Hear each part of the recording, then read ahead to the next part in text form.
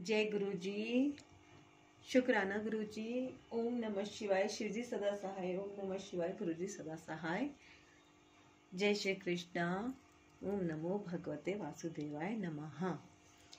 और आप सभी का स्वागत है गुरु जी ब्लेसिंग कल्याण गीता चैनल पर। और इस चैनल पर मैं कर रही हूँ गीता पाठ और अब तक अध्याय 10 कंप्लीट हो चुके हैं और आज है एपिसोड 22 और अध्याय है 11। तो एक बार जीवन में गीता का पाठ अवश्य करना चाहिए। एक बार क्या, वैसे तो ज़्यादा करना चाहिए, क्योंकि हम जिस चीज़ को ज़्यादा से ज़्यादा पढ़ते हैं सुनते हैं तो वो चीज़ें हमारे ध्यान में ज़्यादा आ जाती हैं। लेकिन एक बार भी अगर हम सुन लेते हैं तो उससे भी हमारे जितने भी पाप कर्म हैं उनका नाश होता है और हमारे पुण्य कर्मा बढ़ते हैं। तो ग्रंथों को पढ़ने का और भगवान की बातों को सुनने का, ये भी एक तरह से सत्संग ही है, बहुत ही ज़्यादा महत्व होता है ना। तो आप इस वीडियो को खुद भी सुने और ज़्यादा से ज़्यादा आगे शेयर भी अवश्य ही करें। तो आज हम जो पाठ करने जा रहे हैं वो है अध्याय 11 और श्री कृष्ण भगवान का विराट रूप। अर्जुन ने कहा, आपने जिन अत्यंत गुह आध्यात्मिक विषयों का मुझे उपदेश दिया है उसे सुनकर अब मेरा मोह दूर हो गया है। अर्थात तात्पर्य यह है, इस अध्याय में कृष्ण को समस्त कारणों के कारण के रूप में दिखाया गया है, यहाँ तक कि वे उन महाविष्णु के भी कारण स्वरूप हैं जिनसे भौतिक ब्रह्मांडों का उद्भव होता है। कृष्ण अवतार नहीं है, वे समस्त अवतारों के उद्गम हैं। इसकी पूर्ण व्याख्या पिछले अध्याय में की गई है। अब जहाँ तक अर्जुन की बात है, उसका कहना है कि उसका मोह दूर हो गया है। इसका अर्थ यह हुआ है कि वह कृष्ण को अपना मित्र स्वरूप सामान्य मनुष्य नहीं मानता, अपितु उन्हें प्रत्येक वस्तु का कारण मानता है। अर्जुन आध्यात्मिक प्रबुद्ध हो चुका है और उसे प्रसन्नता है कि उसे कृष्ण जैसा मित्र मिला है, किंतु अब वह यह सोचता है कि भले ही वह कृष्ण को हर एक वस्तु का कारण मान ले, किंतु दूसरे लोग नहीं मानेंगे। अतः इस अध्याय में वह सबों के लिए कृष्ण की अलौकिकता स्थापित करने के लिए कृष्ण से प्रार्थना करता है कि वह अपने विराट रूप दिखलाएं। वस्तुतः जब कोई अर्जुन की ही तरह कृष्ण के विराट रूप का दर्शन करता है तो वह डर जाता है, किंतु कृष्ण इतने दयालु हैं कि इस स्वरूप को दिखाने के तुरंत बाद वे अपना मूल रूप धारण कर लेते हैं। अर्जुन कृष्ण के इस कथन को बार बार स्वीकार करता है कि वे उसके लाभ के लिए ही सब कुछ बता रहे हैं। अतः अर्जुन इसे स्वीकार करता है कि यह सब कृष्ण की कृपा से घटित हो रहा है। अब उसे पूरा विश्वास हो चुका है कि कृष्ण समस्त कारणों के कारण है और परमात्मा के रूप में प्रत्येक जीव के हृदय में विद्यमान है। हे कमल नयन, मैंने आपसे प्रत्येक जीव की उत्पत्ति तथा लय के विषय में विस्तार से सुना है और आपकी अक्षय महिमा का अनुभव किया है। अर्थात अर्जुन कहना चाहता है, तात्पर्य यह है, अर्जुन यहाँ पर प्रसन्नता के मारे कृष्ण को कमल नयन, कृष्ण के नेत्र कमल के फूल की पंखुड़ियों जैसे दिखते हैं, कहकर संबोधित करता है, क्योंकि उन्होंने किसी पिछले अध्याय में उसे विश्वास दिलाया है। अहम कृष्णस्य जगत, उन्होंने किसी पिछले अध्याय में उसे विश्वास दिलाया है, अहम कृष्णस्य जगत प्रभव प्रलय, मैं इस संपूर्ण भौतिक जगत की उत्पत्ति तथा प्रलय का कारण हूँ। अर्जुन इसके विषय में भगवान से विस्तार पूर्वक सुन चुका है। अर्जुन को यह भी ज्ञात है कि समस्त उत्पत्ति तथा प्रलय के कारण होने के अतिरिक्त वे इन सब से पृथक असंग रहते हैं, जैसा कि भगवान ने 9वें अध्याय में कहा है कि वे सर्वव्यापी हैं, तो भी वे सर्वत्र स्वयं उपस्थित नहीं रहते। यही कृष्ण का अचिंत्य ऐश्वर्य है, जिसे अर्जुन स्वीकार करता है कि उसने भली भांति समझ लिया है। हे पुरुषोत्तम, हे परमेश्वर, यदि आपको मैं अपने समक्ष आपके द्वारा वर्णित आपके वास्तविक रूप में देख रहा हूँ, किंतु मैं ये देखने का इच्छुक हूँ कि आप इस दृश्य जगत में किस प्रकार प्रविष्ट हुए हैं, मैं आपके उसी रूप का दर्शन करना चाहता हूँ। अर्थात तात्पर्य यह है, भगवान ने यह कहा कि उन्होंने अपने साक्षात स्वरूप में ब्रह्मांड के भीतर प्रवेश किया है। फलतः यह दृश्य जगत संभव हो सका है और चल रहा है। जहाँ तक अर्जुन का संबंध है वह कृष्ण के कथनों से प्रोत्साहित है, किंतु भविष्य में उन लोगों को विश्वास दिलाने के लिए जो कृष्ण को सामान्य पुरुष सोच सकते हैं, अर्जुन चाहता है कि वे भगवान को उनके विराट रूप में देखें, जिससे वे ब्रह्मांड के भीतर से काम करते हैं। यद्यपि वे इससे पृथक हैं, अर्जुन द्वारा भगवान के लिए पुरुषोत्तम संबोधन भी महत्वपूर्ण है। चूंकि वे भगवान हैं, इसलिए वे स्वयं अर्जुन के भी भीतर उपस्थित हैं। अतः वे अर्जुन की इच्छा को जानते हैं। वे यह समझते हैं कि अर्जुन को उनके विराट रूप का दर्शन करने की कोई लालसा नहीं है, क्योंकि वह उनको साक्षात देखकर पूर्णतः संतुष्ट है। किंतु भगवान यह भी जानते हैं कि अर्जुन अन्यों को विश्वास दिलाने के लिए ही विराट रूप का दर्शन करना चाहता है। अर्जुन को इसकी पुष्टि के लिए कोई व्यक्तिगत इच्छा न थी। कृष्ण यह भी जानते हैं कि अर्जुन विराट रूप का दर्शन एक आदर्श स्थापित करने के लिए करना चाहता है, क्योंकि भविष्य में ऐसे उनके धूर्त होंगे जो अपने आप को ईश्वर का अवतार बताएंगे। अतः लोगों को सावधान रहना होगा। जो कोई अपने को कृष्ण कहेगा, उसे अपने दावे की पुष्टि के लिए विराट रूप दिखाने के लिए समृद्ध रहना होगा। हे प्रभु, हे योगेश्वर, यदि आप सोचते हैं कि मैं आपके विश्व रूप को देखने में समर्थ हो सकता हूँ, तो कृपा करके मुझे अपना असीम विश्व रूप दिखलाइए। अर्थात तात्पर्य यह है, ऐसा कहा जाता है कि भौतिक इंद्रियों द्वारा ना तो परमेश्वर कृष्ण को कोई देख सकता है, ना सुन सकता है और ना अनुभव कर सकता है। किंतु यदि कोई प्रारंभ से भगवान की दिव्य प्रेम भक्ति में लगा रहे, तो वह भगवान का साक्षात्कार करने में समर्थ हो सकता है। प्रत्येक जीव आध्यात्मिक स्फुलिंग मात्र है, अतः परमेश्वर को जान पाना या देख पाना संभव नहीं है। भक्त रूप में अर्जुन को अपनी चिंतन शक्ति पर भरोसा नहीं है। वह जीवात्मा होने के कारण अपनी सीमाओं को और कृष्ण की अकल्पनीय स्थिति को स्वीकार करता है। अर्जुन समझ चुका था कि एक क्षुद्र जीव के लिए असीम अनंत को समझ पाना संभव नहीं है। यदि अनंत स्वयं प्रकट हो जाए तो अनंत की कृपा से ही उसकी प्रकृति को समझा जा सकता है। यहाँ पर योगेश्वर शब्द भी अत्यंत सार्थक है, क्योंकि भगवान के पास अचिंत्य शक्ति है। यदि वे चाहें तो असीम होकर भी अपने आप को प्रकट कर सकते हैं। अतः अर्जुन कृष्ण की अकल्पनीय कृपा की याचना करता है। वह कृष्ण को आदेश नहीं देता जब तक कोई उनकी शरण में नहीं जाता और भक्ति नहीं करता। कृष्ण अपने को प्रकट करने के लिए बाध्य नहीं है। अतः जिन्हें अपनी चिंतन शक्ति मनोधर्म का भरोसा है, वे कृष्ण का दर्शन नहीं कर पाते। भगवान ने कहा, हे अर्जुन, हे पार्थ, अब तुम मेरे ऐश्वर्य को सैकड़ों हजारों प्रकार के दैवी तथा विविध रंगों वाले रूपों को देखो। अर्थात अर्जुन से कृष्ण भगवान ने कहा, अर्जुन कृष्ण के विश्व रूप का दर्शनाभिलाषी था, जो दिव्य होकर भी दर्श्य जगत के लाभार्थ प्रकट होता है। फलतः वह प्रकृति के अस्थायी काल द्वारा प्रभावित है। जिस प्रकार प्रकृति माया अप्रकट प्रकट है, उसी तरह कृष्ण का यह विश्व रूप भी प्रकट तथा अप्रकट होता रहता है। यह कृष्ण के अन्य रूपों की भांति वैकुंठ में नित्य नहीं रहता। जहाँ तक भक्त की बात है, वह विश्व रूप देखने के लिए तनिक भी इच्छुक नहीं रहता। लेकिन चूंकि अर्जुन कृष्ण को इस रूप में देखना चाहता था, अतः वे यह रूप प्रकट करते हैं। सामान्य व्यक्ति इस रूप को नहीं देख सकता। श्री कृष्ण द्वारा शक्ति प्रदान किए जाने पर ही इसके दर्शन हो सकते हैं। हे भारत, लो तुम आदित्यों, वसुओं, रुद्रों, अश्वनी कुमारों तथा अन्य देवताओं के विभिन्न रूपों को यहाँ देखो। तुम ऐसे अनेक आश्चर्यमय रूपों को देखो जिन्हें पहले किसी ने ना तो कभी देखा है ना सुना है। अर्थात तात्पर्य यह है, यद्यपि अर्जुन कृष्ण का अंतरंग सखा तथा अत्यंत विद्वान था, तो भी वह उनके विषय में सब कुछ नहीं जानता था। यहाँ पर यह कहा गया है कि इन समस्त रूपों को ना तो अर्जुन ने इसके पूर्व देखा है ना सुना है। अब कृष्ण इन आश्चर्यमय रूपों को प्रकट कर रहे हैं। अर्थात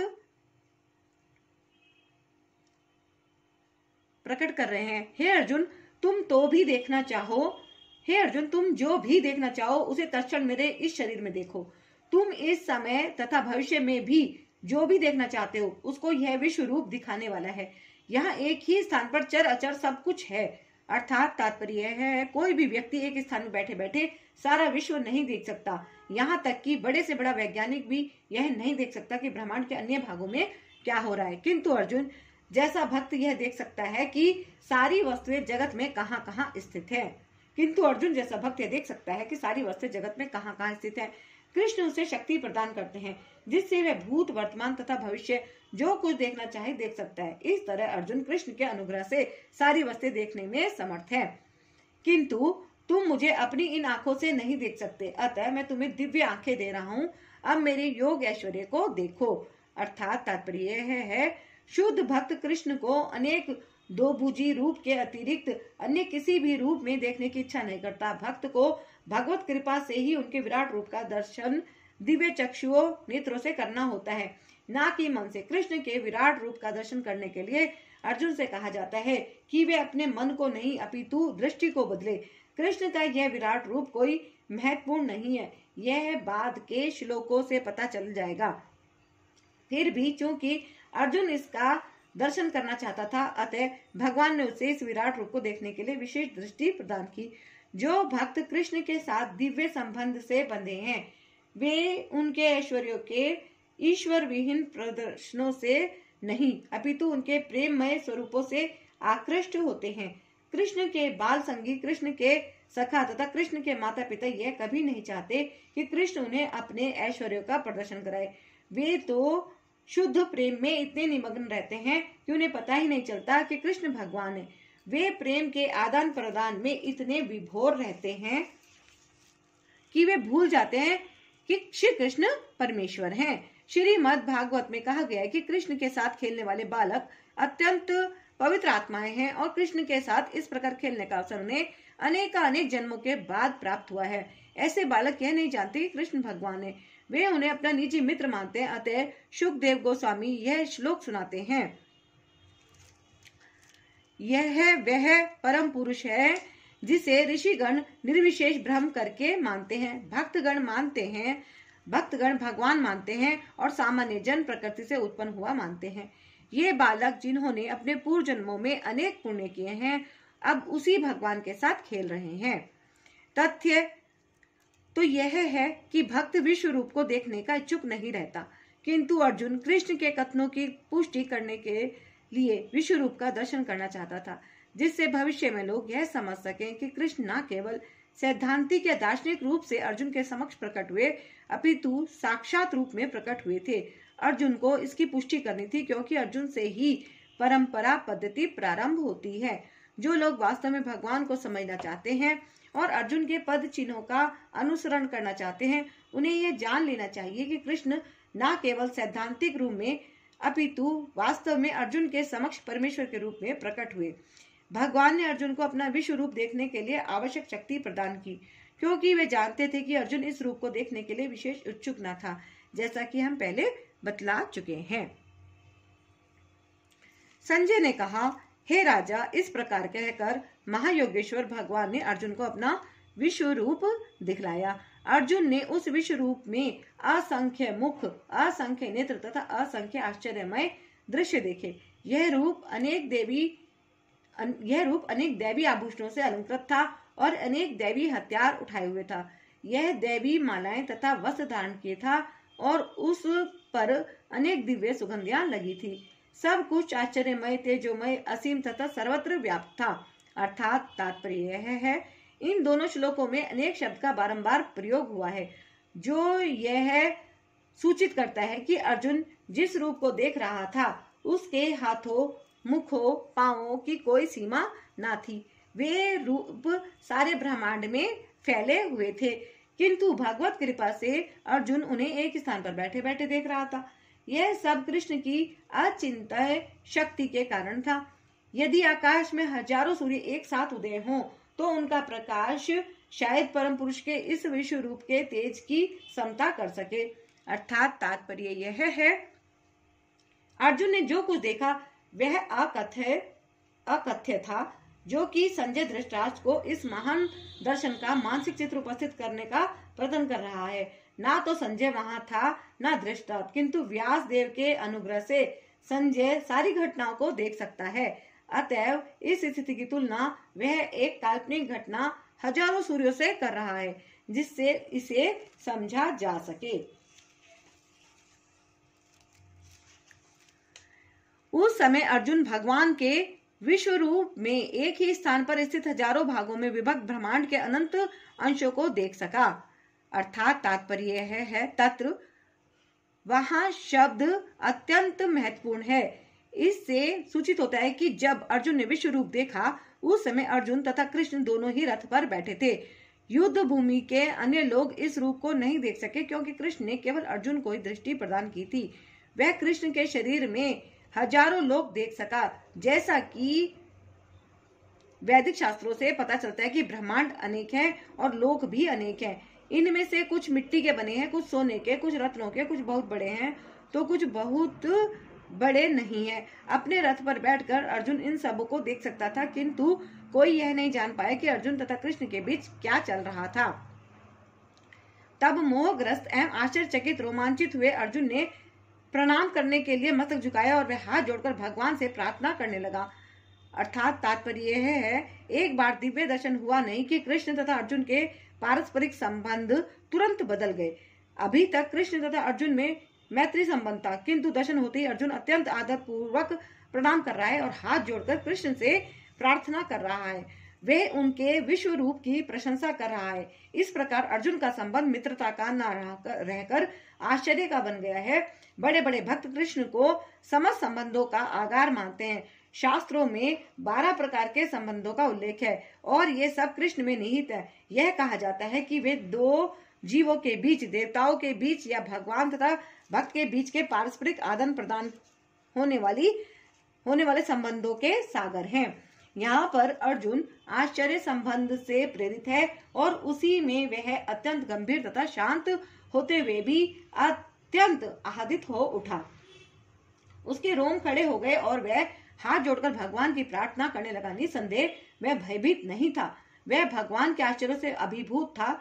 इस समय तो उसके समक्ष आश्चर्य था और उसकी प्रेम पूर्ण मित्रता आश्चर्य से अभिभूत थी। अतः उसकी प्रतिक्रिया इस प्रकार हुई। अर्जुन ने कहा, हे भगवान कृष्ण, मैं आपके शरीर में सारे देवताओं तथा अन्य विविध जीवों को एकत्र देख रहा हूँ। मैं कमल पर आसीन ब्रह्मा, शिव जी तथा समस्त ऋषियों एवं दिव्य सर्पों को देख रहा हूँ। अर्थात तात्पर्य यह है, अर्जुन ब्रह्मांड की प्रत्येक वस्तु देखता है। अतः वह ब्रह्मांड के प्रथम प्राणी ब्रह्मा को तथा उस दिव्य सर्प को, जिस पर गर्भोदक शाही विष्णु ब्रह्मांड के अधोतल में शयन करते हैं, देखता है। इस शेषशय्या के नाग को वासुकी भी कहते हैं। अन्य सर्पों को भी वासुकी कहा जाता है। अर्जुन गर्भोदक शाही विष्णु से लेकर कमल लोक स्थित ब्रह्मांड के शीर्षस्थ भाग को, जहाँ ब्रह्मांड के प्रथम जीव ब्रह्मा निवास करते हैं, देख सकता है। इसका अर्थ यह है कि अर्जुन आदि से अंत तक की सारी वस्तुएं अपने रथ में एक ही स्थान पर बैठे बैठे देख सकता था। यह सब भगवान कृष्ण की कृपा से ही संभव हो सका।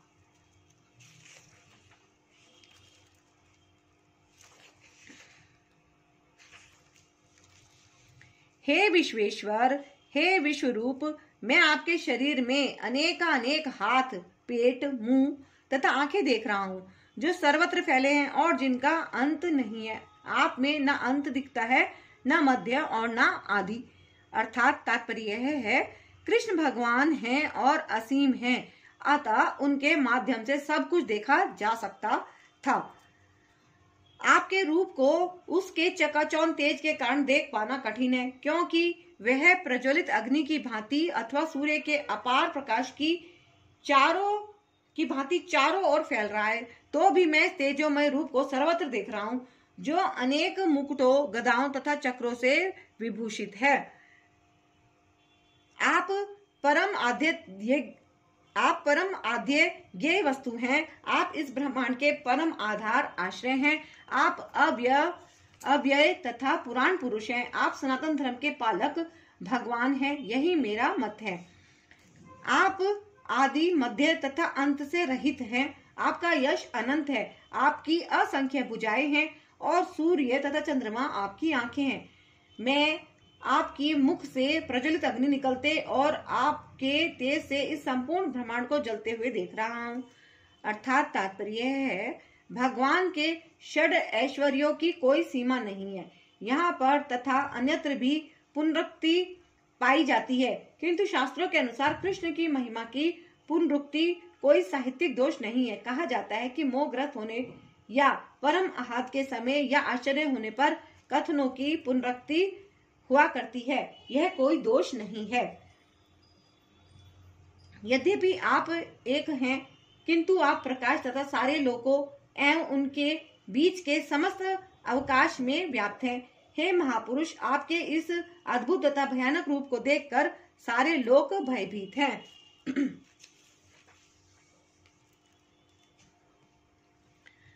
अर्थात तात्पर्य यह है, इस श्लोक में ध्याव आ पृथ्वियों, धरती तथा आकाश के बीच का स्थान तथा लोक त्रयम, तीनों संसार महत्वपूर्ण शब्द हैं, क्योंकि ऐसा लगता है कि न केवल अर्जुन ने इस विश्व रूप को देखा, बल्कि अन्य लोगों के वासियों ने भी इसे देखा। अर्जुन द्वारा विश्व रूप का दर्शन स्वप्न न था। भगवान ने जिन जिन को दिव्य दृष्टि प्रदान की, उन्होंने युद्ध क्षेत्र में उस विश्व रूप को देखा। देवों का सारा समूह आपकी शरण ले रहा है और आप में प्रवेश कर रहा है। उनमें से कुछ अत्यंत भयभीत होकर हाथ जोड़े आपकी प्रार्थना कर रहे हैं।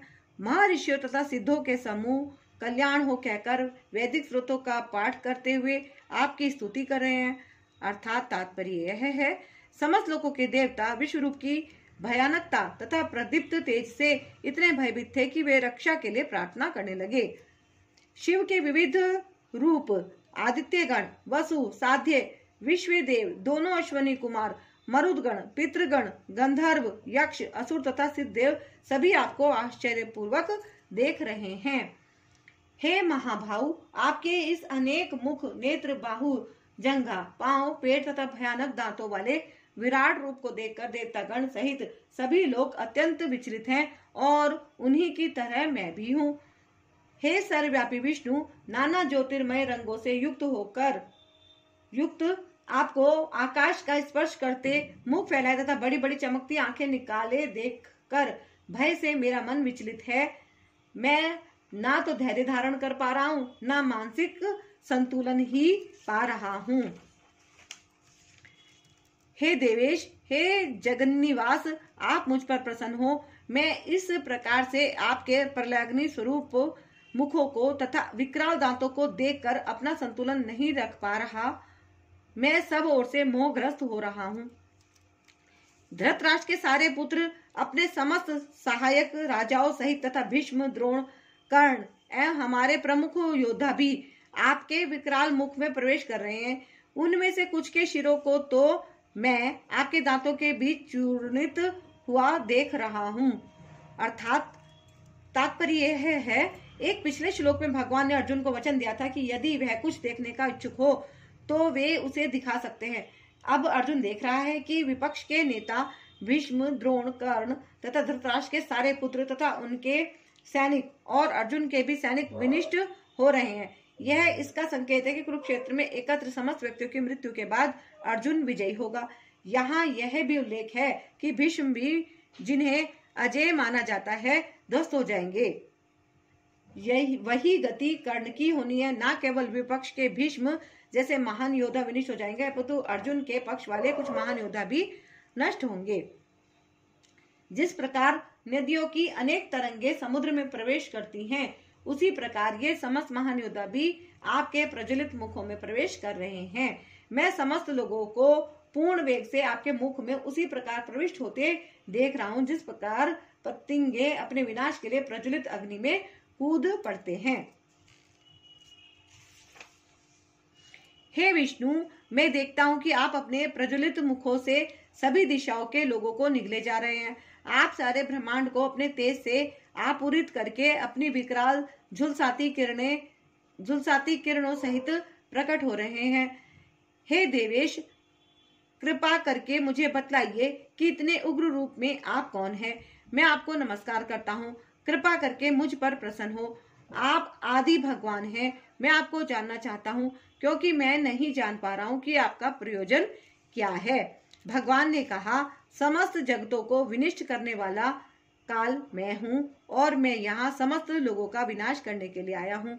तुम्हारे पांडवों के सिवा दोनों पक्षों के सारे योद्धा मारे जाएंगे। तात्पर्य तात्पर्य यह है, यद्यपि अर्जुन जानता था कि कृष्ण उसके मित्र तथा भगवान है, तो भी वह कृष्ण के विविध रूपों को देखकर चकित था। इसलिए उसने इस विनाशकारी शक्ति के उद्देश्य के बारे में पूछताछ की। वेदों में लिखा है कि परम सत्य हर वस्तु को, यहाँ तक कि ब्राह्मणों को भी नष्ट कर देते हैं।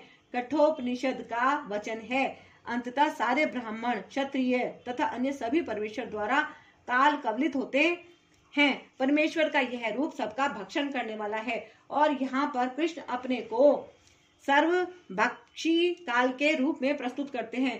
केवल कुछ पांडवों के अतिरिक्त युद्ध भूमि में आए सभी लोग उनके द्वारा भक्षित होंगे। अर्जुन लड़ने के पक्ष में ना था, वे युद्ध ना करना श्रेयस्कर समझता था, क्योंकि तब किसी प्रकार की निराशा ना होती। किंतु भगवान का उत्तर है कि यदि वह नहीं लड़ता तो भी सारे लोग उनके ग्रास बनते, क्योंकि यही उनकी इच्छा है। यदि अर्जुन नहीं लड़ता तो वे सब अन्य विधि से मरते। मृत्यु रोकी नहीं जा सकती, चाहे वे लड़े या नहीं। वस्तुतः वे पहले से ही मृत हैं। काल विनाश है, और परमेश्वर की इच्छा अनुसार सारे संसार को विनष्ट होना है।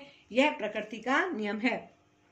अतः उठो, लड़ने के लिए तैयार हो और यश अर्जित करो। अपने शत्रुओं को जीतकर संपन्न राज्य का भोग करो। ये सब मेरे द्वारा पहले ही मारे जा चुके हैं। और हे सव्यसाची, तुम तो युद्ध में केवल निमित्त मात्र हो सकते हो। अर्थात तात्पर्य, सव्यसाची का अर्थ है वह जो युद्ध भूमि में अत्यंत कौशल के साथ तीर छोड़ सके। इस प्रकार अर्जुन को एक पटु योद्धा के रूप में संबोधित किया गया है, जो अपने शत्रुओं को तीर से मारकर मौत के घाट उतार सकता है। निमित्त मात्रम, केवल कारण मात्र, यह शब्द भी अत्यंत महत्वपूर्ण है। संसार भगवान की इच्छा अनुसार गतिमान है। अल्पज्ञ पुरुष सोचते हैं कि यह प्रकृति बिना किसी योजना के गतिशील है और सारी सृष्टि आकस्मिक है। ऐसे अनेक तथा कथित विज्ञानी हैं जो यह सुझाव रखते हैं कि संभवतया ऐसा था या ऐसा हो सकता है, किंतु इस प्रकार के शायद या हो सकता है का प्रश्न ही नहीं उठता।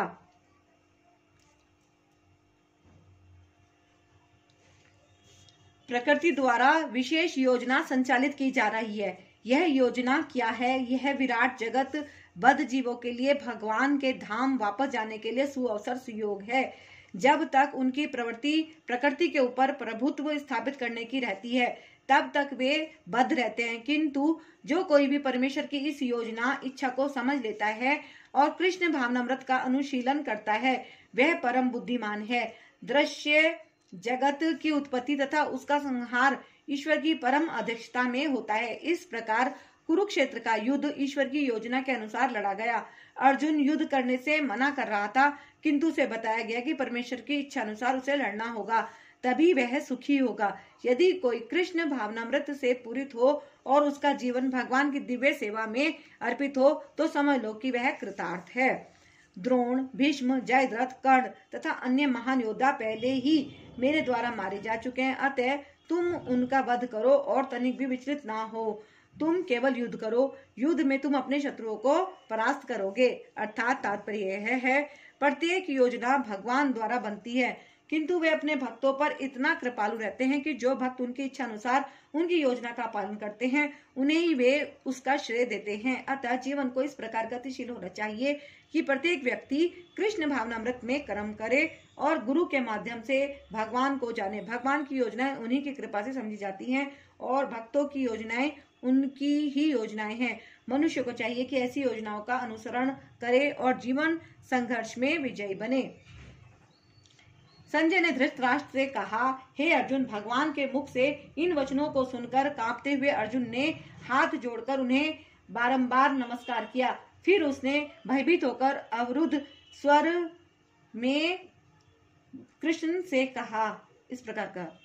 संजय ने धृतराष्ट्र से कहा, हे राजा, भगवान के मुख से इन वचनों को सुनकर कांपते हुए अर्जुन ने हाथ जोड़कर उन्हें बारंबार नमस्कार किया। फिर उसने भयभीत होकर अवरुद्ध स्वर में कृष्ण से इस प्रकार कहा।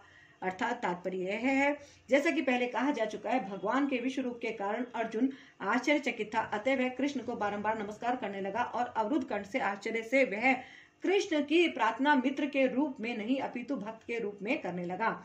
अर्जुन ने कहा, हे ऋषिकेश, आपके नाम के श्रवण से संसार हर्षित होता है और सभी लोग आपके प्रति अनुरक्त होते हैं। यद्यपि सिद्ध पुरुष आपको नमस्कार करते हैं, किंतु असुरगण भयभीत हैं और इधर उधर भाग रहे हैं। यह ठीक ही हुआ है। अर्थात तात्पर्य यह है, कृष्ण से कुरुक्षेत्र युद्ध के परिणाम को सुनकर अर्जुन प्रबुद्ध हो गया और भगवान के परम भक्त तथा मित्र के रूप में उनसे बोला कि कृष्ण जो कुछ करते हैं वह सब उचित है। अर्जुन ने पुष्टि की कि कृष्ण ही पालक हैं और भक्तों के आराध्य तथा अवांछित तत्वों के संहार करता है।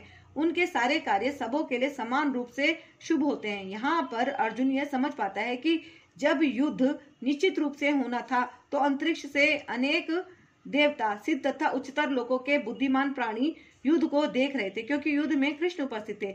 जब अर्जुन ने भगवान का विश्व रूप देखा तो देवताओं को आनंद हुआ, किंतु अन्य लोग जो असुर तथा नास्तिक थे भगवान की प्रशंसा सुनकर सहन न कर सके। वे भगवान के विनाशकारी रूप से डर कर भाग गए। भक्तों तथा नास्तिकों के प्रति भगवान के व्यवहार की अर्जुन द्वारा प्रशंसा की गई है। भक्त प्रत्येक अवस्था में भगवान का गुणगान करता है, क्योंकि वह जानता है कि वे जो कुछ भी करते हैं वह सबों के हित में है। हे महात्मा, आप ब्रह्म से भी बढ़कर हैं। हे महात्मा, आप ब्रह्मा से भी बढ़कर हैं। आप आदि तृष्टा हैं, तो फिर वे आपको सादर नमस्कार क्यों ना करें। हे अनंत, हे देवेश, हे जगनिवास, आप परम स्रोत, अक्षर, कारणों के कारण तथा इस भौतिक जगत से परे हैं। अर्थात तात्पर्य यह है, अर्जुन इस प्रकार नमस्कार करके सूचित करता है कि कृष्ण सबों के पूजनीय हैं, वे सर्वव्यापी हैं और प्रत्येक जीव की आत्मा है। अर्जुन कृष्ण को महात्मा कहकर संबोधित करता है, जिसका अर्थ है कि वे उदार तथा अनंत है।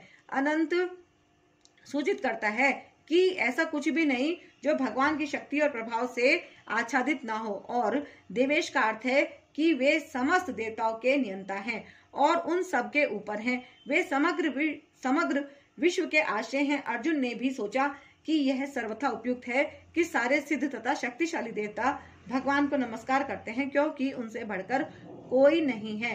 अर्जुन विशेष रूप से उल्लेख करता है कि कृष्ण ब्रह्मा से भी बढ़कर है, क्योंकि ब्रह्मा उन्हीं के द्वारा उत्पन्न हुए हैं। ब्रह्मा का जन्म कृष्ण के पूर्ण विस्तार गर्भोदक शाही विष्णु की नाभि से निकले कमल नाल से हुआ। अतः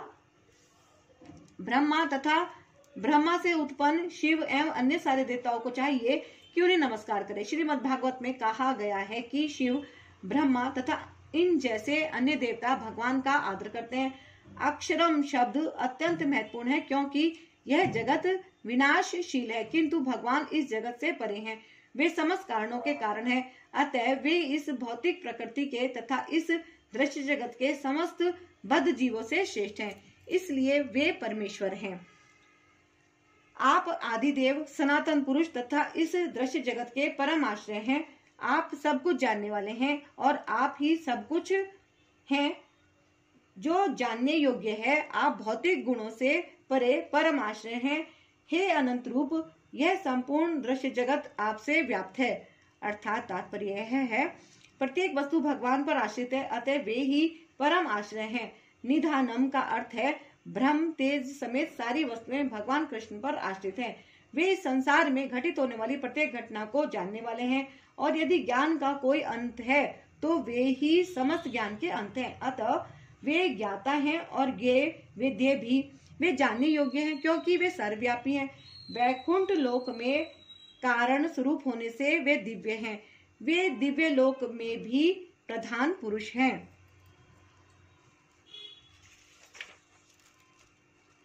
आप वायु हैं तथा परम नियंता भी हैं। आप अग्नि हैं, जल हैं तथा चंद्रमा हैं। आप आदि जीव ब्रह्मा हैं और आप परपितामह हैं। अतः आपको 1000 बार नमस्कार है और पुनः पुनः नमस्कार है। अर्थात तात्पर्य यह है कि भगवान को वायु कहा गया है क्योंकि वायु सर्वव्यापी होने के कारण समस्त देवताओं का मुख्य अधिष्ठाता है। अर्जुन कृष्ण को प्रपितामह कहकर संबोधित करता है क्योंकि वे विश्व के प्रथम जीव ब्रह्मा के पिता हैं। आपको आगे पीछे से चारों ओर से नमस्कार है। हे असीम शक्ति, आप अनंत पराक्रम के स्वामी हैं, आप सर्वव्यापी हैं, अतः आप सब कुछ हैं। अर्थात तात्पर्य यह है, कृष्ण के प्रेम से अभिभूत उनका मित्र अर्जुन सभी दिशाओं से उनको नमस्कार कर रहा है। वह स्वीकार करता है कि कृष्ण समस्त बल तथा पराक्रम के स्वामी हैं और युद्ध भूमि में एकत्र समस्त योद्धाओं से कहीं अधिक श्रेष्ठ हैं। विष्णु पुराण में कहा गया है, आपके समक्ष जो भी आता है चाहे वह देवता ही क्यों ना हो, हे भगवान वह आपके द्वारा ही उत्पन्न है। आपको अपना मित्र मानते हुए मैंने हठ पूर्वक आपको हे कृष्ण, हे यादव, हे सखा जैसे संबोधनों से पुकारा है क्योंकि मैं आपकी महिमा को नहीं जानता था। मैंने मूर्खतावश या प्रेमवश जो कुछ भी किया है कृपया उसके लिए मुझे क्षमा कर दें। यही नहीं, मैंने कई बार आराम करते समय एक साथ लेटे हुए या साथ साथ खाते या बैठे हुए, कभी अकेले तो कभी अनेक मित्रों के समक्ष आपका अनादर किया है। हे अच्युत, मेरे इन समस्त अपराधों को क्षमा करें। अर्थात तात्पर्य यह है, यद्यपि अर्जुन के समक्ष कृष्ण अपने विराट रूप में है किंतु उसे कृष्ण के साथ अपना मैत्री भाव स्मरण है, इसलिए वह मित्रता के कारण होने वाले अनेक अपराधों को क्षमा करने के लिए प्रार्थना कर रहा है। वह स्वीकार करता है कि पहले उसे ज्ञात न था कि कृष्ण ऐसे विराट रूप धारण कर सकते हैं। यद्यपि मित्र के रूप में कृष्ण ने उसे यह समझाया था, अर्जुन को यह भी पता नहीं था कि उसने कितनी बार हे मेरे मित्र, हे कृष्ण, हे यादव जैसे संबोधनों के द्वारा उनका अनादर किया है और उनकी महिमा स्वीकार नहीं की। किंतु कृष्ण इतने कृपालु हैं कि इतने ऐश्वर्य मंडित होने पर भी अर्जुन से मित्र की भूमिका निभाते रहे। ऐसा होता है भक्त तथा भगवान के बीच दिव्य प्रेम का आदान प्रदान। जीव तथा कृष्ण का संबंध शाश्वत रूप से स्थिर है, इसे भुलाया नहीं जा सकता। जैसा कि हम अर्जुन के आचरण में देखते हैं, यद्यपि अर्जुन विराट रूप का ऐश्वर्य देख चुका है किंतु वह कृष्ण के साथ अपनी मैत्री नहीं भूल सकता। आप इस चर तथा अचर संपूर्ण दृश्य जगत के जनक हैं। आप परम पिता, आप परम पूज्य महान आध्यात्मिक गुरु हैं। ना तो कोई आपके तुल्य है, ना ही कोई आपके समान हो सकता है। हे अतुल शक्ति वाले प्रभु, भला तीनों लोकों में आपसे बढ़कर कोई कैसे हो सकता है। अर्थात तात्पर्य यह है, भगवान कृष्ण उसी प्रकार पूज्य है जिस प्रकार पुत्र द्वारा पिता पूज्य होता है। वे गुरु हैं क्योंकि सर्वप्रथम उन्हीं ने ब्रह्मा को वेदों का उपदेश दिया और इस समय वे अर्जुन को भी भगवत गीता का उपदेश दे रहे हैं। अतः वे आदि गुरु हैं और इस समय किसी भी प्रामाणिक गुरु को कृष्ण से प्रारंभ होने वाली गुरु परंपरा का वंशज होना चाहिए। कृष्ण का प्रतिनिधि हुए बिना कोई ना तो शिक्षक और ना आध्यात्मिक विषयों का गुरु हो सकता है। भगवान को सभी प्रकार से नमस्कार किया जा सकता है। भगवान को सभी प्रकार से नमस्कार किया जा रहा है। उनकी महानता अपरिमेय है। कोई भी भगवान कृष्ण से बढ़कर नहीं, क्योंकि इस लोक में या वैकुंठ लोक में कृष्ण के समान या उनसे बड़ा कोई नहीं है। सभी लोग उनसे निम्न हैं, कोई उनको पार नहीं कर सकता। श्वेताश्तर उपनिषद में कहा गया है कि भगवान कृष्ण के भी सामान्य व्यक्ति की तरह इंद्रियां तथा शरीर हैं, किंतु उनके लिए अपनी इंद्रियों, अपने शरीर, अपने मन तथा स्वयं में कोई अंतर नहीं रहता। जो लोग मूर्ख हैं वे कहते हैं कि कृष्ण अपने आत्मा, मन, हृदय तथा अन्य प्रत्येक वस्तु से भिन्न है।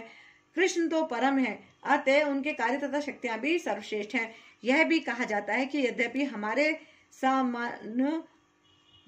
समान उनकी इंद्रियां नहीं है तो भी वे सारे इंद्रिय कार्य करते हैं। अतः उनकी इंद्रियां ना तो सीमित है ना ही अपूर्ण है, ना तो कोई उनसे बढ़कर है ना उनके तुल्य कोई है।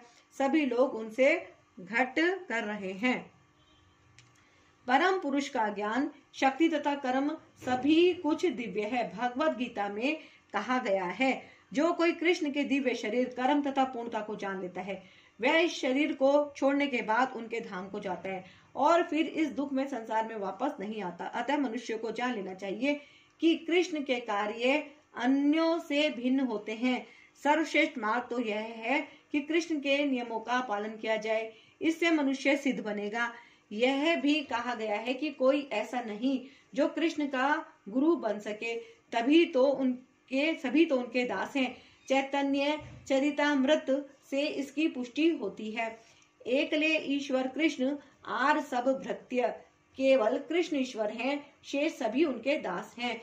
प्रत्येक व्यक्ति उनके आदेश का पालन करता है, कोई ऐसा नहीं जो उनके आदेश का उल्लंघन कर सके। प्रत्येक व्यक्ति उनकी अध्यक्षता में होने के कारण उनके निर्देश के अनुसार कार्य करता है। जैसा कि ब्रह्म संहिता में कहा गया है कि वे समस्त कारणों के कारण हैं। आप प्रत्येक जीव द्वारा पूजनीय भगवान हैं, अतः मैं गिरकर सादर प्रणाम करता हूँ और आपकी कृपा की याचना करता हूँ। जिस प्रकार पिता अपने पुत्र की ढिठाई सहन करता है, या मित्र अपने मित्र की धृष्टता सहन लेता है, या प्रिय अपनी प्रिया का अपराध सहन कर लेता है, उसी प्रकार आप कृपा करके मेरी त्रुटियों को सहन कर लें। अर्थात तात्पर्य यह है, कृष्ण के भक्त उनके साथ विविध प्रकार के संबंध रखते हैं। कोई कृष्ण को पुत्रवत, कोई पति रूप में, कोई मित्र रूप में, या कोई स्वामी के रूप में मान सकता है। कृष्ण और अर्जुन का संबंध मित्रता का है। जिस प्रकार पिता, पति या स्वामी सब अपराध सहन कर लेते हैं, उसी प्रकार कृष्ण सहन करते हैं।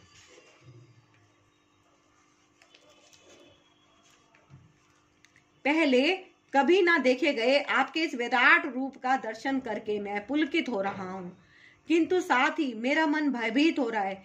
अतः आप मुझ पर कृपा करें और हे देवेश, हे जगन निवास, अपना पुरुषोत्तम भगवत स्वरूप पुनः दिखाएं। अर्थात तात्पर्य यह है, अर्जुन को कृष्ण पर विश्वास है क्योंकि वह उनका प्रिय मित्र है, और मित्र रूप में वह अपने मित्र के ऐश्वर्य को देखकर अत्यंत पुलकित है। अर्जुन यह देखकर अत्यंत प्रसन्न है कि उसके मित्र कृष्ण भगवान हैं और वे ऐसा विराट रूप प्रदर्शित कर सकते हैं, किंतु साथ ही वह इस विराट रूप को देखकर भयभीत है कि उसने अनन्य मैत्री भाव के कारण कृष्ण के प्रति अनेक अपराध किए हैं। इस प्रकार भयवश उसका मन विचलित है, यद्यपि भयभीत होने का कोई कारण नहीं है। अतएव अर्जुन कृष्ण से प्रार्थना करता है कि वे अपना नारायण रूप दिखाएं, क्योंकि वे कोई भी रूप धारण कर सकते हैं। यह विराट रूप भौतिक जगत के ही तुल्य भौतिक एवं नश्वर है, किंतु वैकुंठ लोक में नारायण के रूप में उनका शाश्वत चतुर्भुज रूप रहता है। वैकुंठ लोक में असंख्य लोक हैं और कृष्ण इन सब में अपने भिन्न नामों से अंश रूप में विद्यमान है। इस प्रकार अर्जुन वैकुंठ लोक के उनके किसी एक रूप को देखना चाहता था। निसंदेह प्रत्येक वैकुंठ लोक में नारायण का स्वरूप चतुर्भुजी है, किंतु इन चारों हाथों में वे विभिन्न क्रम में शंख, गदा, कमल तथा चक्र के चिन्ह धारण किए रहते हैं। विभिन्न हाथों में इन चारों चिन्हों के अनुसार नारायण भिन्न भिन्न नामों से पुकारे जाते हैं। ये सारे रूप कृष्ण के ही है, इसलिए अर्जुन कृष्ण के चतुर्भुज रूप का दर्शन करना चाहते हैं। हे विराट रूप, हे सहस्त्रभुज भगवान, मैं आपके मुकुटधारी चतुर्भुज रूप का दर्शन करना चाहता हूँ, जिसमें आप अपने चारों हाथों में शंख, चक्र, गदा तथा पद्य धारण किए हुए हो। मैं उसी रूप को देखने की इच्छा करता हूँ। अर्थात तात्पर्य यह है, ब्रह्म संहिता में कहा गया है, भगवान सैकड़ों हजारों रूपों में नित्य विद्यमान रहते हैं, जिनमें से राम, नरसिंह, नारायण उनके मुख्य रूप हैं। रूप तो असंख्य हैं, किंतु अर्जुन को ज्ञात था कि कृष्ण ही आदि भगवान हैं, जिन्होंने क्षणिक विश्व रूप धारण किया है। अब वह प्रार्थना कर रहा है कि भगवान अपने नारायण नित्य रूप का दर्शन दे। इस श्लोक से श्रीमद् भागवत के कथन की निसंदेह पुष्टि होती है कि कृष्ण आदि भगवान हैं और अन्य सारे रूप उन्हीं से प्रकट होते हैं। वे अपने अंशों से भिन्न नहीं हैं और वे अपने असंख्य रूपों में भी ईश्वर ही बने रहते हैं। इन सारे रूपों में वे तरुण दिखते हैं। यही भगवान का स्थायी लक्षण है। कृष्ण को जानने वाला इस भौतिक संसार के समस्त कलमश से मुक्त हो जाता है। भगवान ने कहा, हे अर्जुन, मैंने प्रसन्न होकर अपनी अंतरंगा शक्ति के बल पर तुम्हें इस संसार में अपने इस परम विश्व रूप का दर्शन कराया है। इसके पूर्व अन्य किसी ने इस असीम तथा तेजोमय आदि रूप को कभी नहीं देखा था। अर्थात तात्पर्य यह है, अर्जुन भगवान के विश्व रूप को देखना चाहता था। अतः भगवान कृष्ण ने अपने भक्त अर्जुन पर अनुकंपा करते हुए उसे अपने तेजोमय तथा ऐश्वर्यमय विश्व रूप का दर्शन कराया। यह रूप सूर्य की भांति चमक रहा था और इसके मुख निरंतर परिवर्तित हो रहे थे। कृष्ण ने यह रूप अर्जुन की इच्छा को शांत करने के लिए ही दिखलाया। यह रूप कृष्ण की उस अंतरंगा शक्ति द्वारा प्रकट हुआ जो मानव कल्पना से परे है। अर्जुन से पूर्व भगवान के इस विश्व रूप का किसी ने दर्शन नहीं किया था, किंतु जब अर्जुन को यह रूप दिखाया गया तो स्वर्ग लोक तथा अन्य लोगों के भक्त भी इसे देख सके। उन्होंने इस रूप को पहले नहीं देखा था, केवल अर्जुन के कारण ही वे इसे देख पा रहे थे। दूसरे शब्दों में, कृष्ण की कृपा से भगवान के सारे शिष्य भक्त उस विश्व रूप का दर्शन कर सके जिसे अर्जुन देख रहा था। किसी ने टीका की है कि जब कृष्ण संधि का प्रस्ताव लेकर दुर्योधन के पास गए थे तो उसे भी इसी रूप का दर्शन कराया गया था। दुर्भाग्यवश दुर्योधन ने शांति प्रस्ताव स्वीकार नहीं किया, किंतु कृष्ण ने उस समय अपने कुछ रूप दिखाए थे, किंतु वे रूप अर्जुन को दिखाए गए इस रूप से सर्वथा भिन्न थे। यह स्पष्ट कहा गया है कि इस रूप को पहले किसी ने भी नहीं देखा था। हे कुरु श्रेष्ठ, तुमसे पूर्व मेरे इस विश्व रूप को किसी ने नहीं देखा, क्योंकि मैं ना तो वेदाध्ययन के द्वारा, ना यज्ञ, दान, पुण्य या कठिन तपस्या के द्वारा इस रूप में इस संसार में देखा जा सकता हूँ। तात्पर्य यह है, इस प्रसंग में दिव्य दृष्टि को भली भांति समझ लेना चाहिए। जो यह दिव्य दृष्टि किसके पास हो सकती है? तो यह दिव्य दृष्टि किसके पास हो सकती है? दिव्य का अर्थ है दैवी। जब तक कोई देवता के रूप में दिव्यता प्राप्त नहीं कर लेता, तब तक उसे दिव्य दृष्टि प्राप्त नहीं हो सकती।